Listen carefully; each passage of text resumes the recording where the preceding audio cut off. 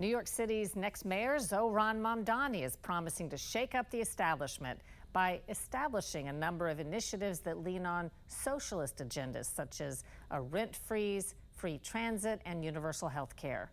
That's rattling a lot of New Yorkers and prompting promises of action from President Trump.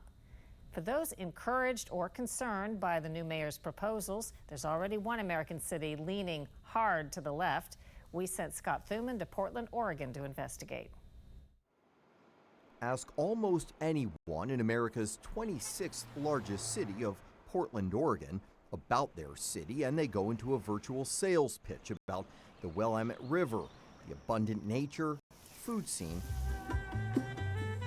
and friendly residents, all of which checks out. But they also can't ignore the very real challenges they face that have of late altered the feel of that laid-back lifestyle. Crime, a high homeless population afflicted with drug addiction and mental illness, and taxes in Multnomah County that rank second only to New York.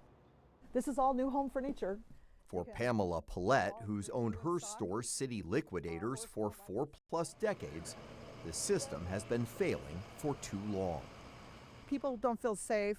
The homeless need, we need to be safe and they need to be safe. And what I see and what I've experienced in this last 18 months is that it's a different demographic. They're younger, they're on drugs, and they're violent. But it's not just about what she sees on the streets that worries her. It's also City Hall. There are, a handful of council members now who describe themselves as socialists. Correct. Yes. Scary. Why do you say scary? Well, because I know what a socialist is. They're not representing me or a lot of my customers. And that, some critics claim, could be a preview for other major cities like New York, about to go through another notable change. I can see the dawn of a better day for humanity.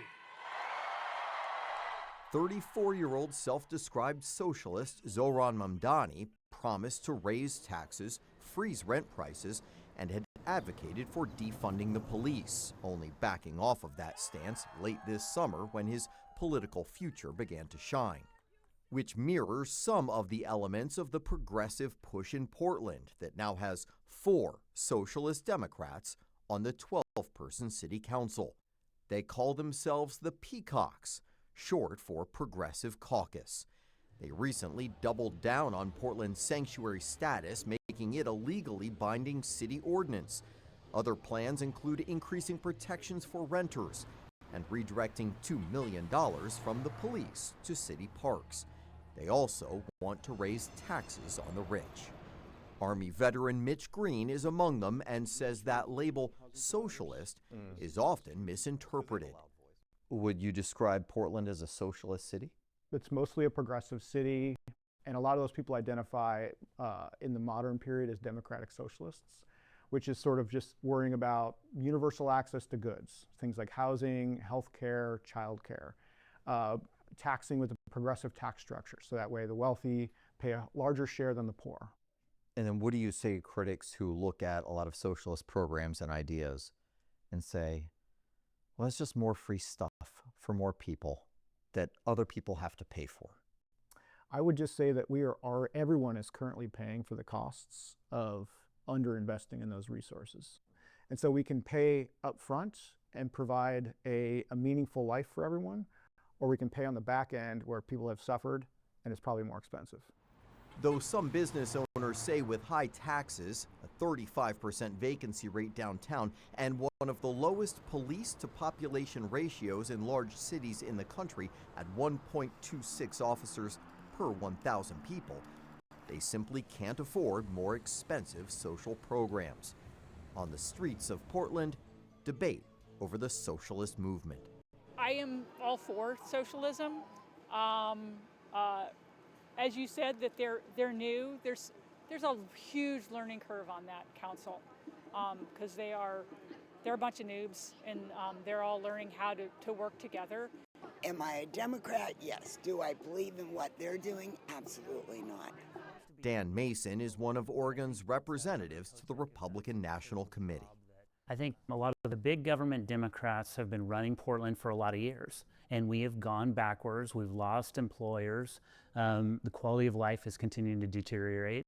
What do you think of the idea of having 4 people who say they're socialists on the city council?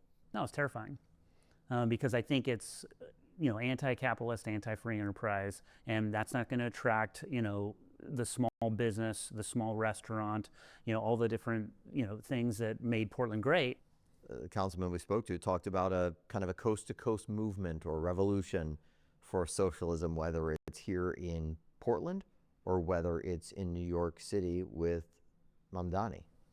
The Portlandia experience, coming to a city near you should be the most terrifying thing out there, because especially if you live on the East Coast, if you live in the South, you can look at all of the experiments that the city government has tried to pull off and see it hasn't worked. You're saying if you're in a city anywhere else in the country and it starts to feel like Portland, they should be concerned? Absolutely. So just how far and wide could concerns be over socialist cities? Well, if members of the Democratic Socialists of America on city councils, including in Portland and New York City, are the beginning, there are at least 8 other cities with socialist or so-called progressive representatives on their councils. For Full Measure, I'm Scott Thuman, Portland, Oregon.